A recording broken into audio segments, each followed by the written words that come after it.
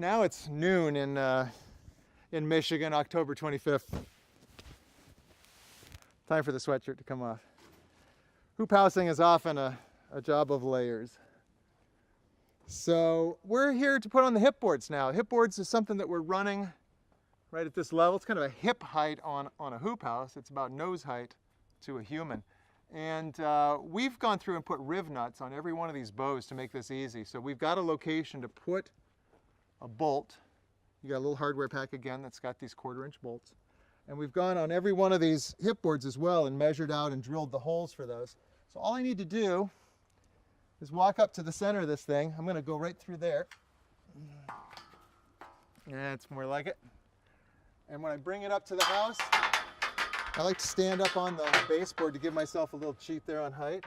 Look at where those are lined up.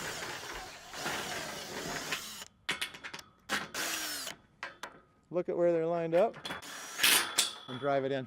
Beats having to measure and mark and drill and all kinds of things. Put brackets on. Then we've got these little joiner plates that we've fashioned as well that fit in between. And we might just have to pull this down a little bit to get it to line up.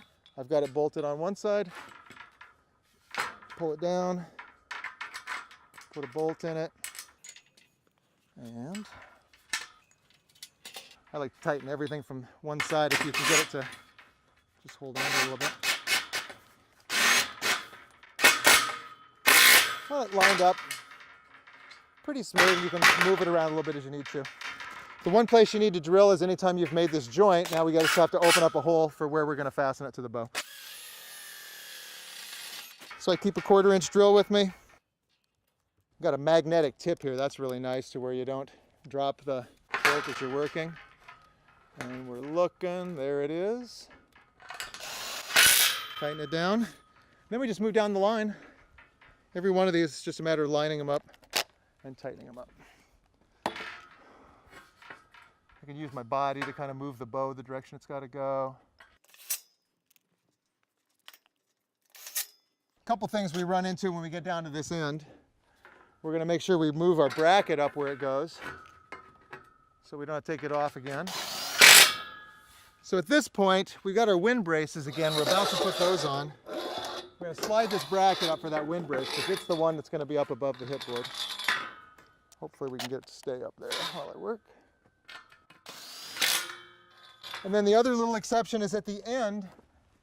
We've got a hole here, but we don't want to use this hole to fasten to the end bow. This is the one that would go to a strap again if we had a strap to fasten this onto a longer house. At the end, I want to have a hole as close as I can get it to the end. So we're as close again as to putting this on center. And just drilling it in a little bit from the end is plenty. Sometimes this end bow can be really leaning out a little bit, be a little fun to get. Sometimes I'll call for a little help, but I think I can get this one if I lean into it plenty. Done. We've got 4 hip boards, 24 feet long on this house. Now we're going to hang the curtains from this, and the top channel is where we're going to attach the top poly when we go to pull the plastic over the house. Call us anytime you need some help, and we'd be glad to talk you through any of these steps.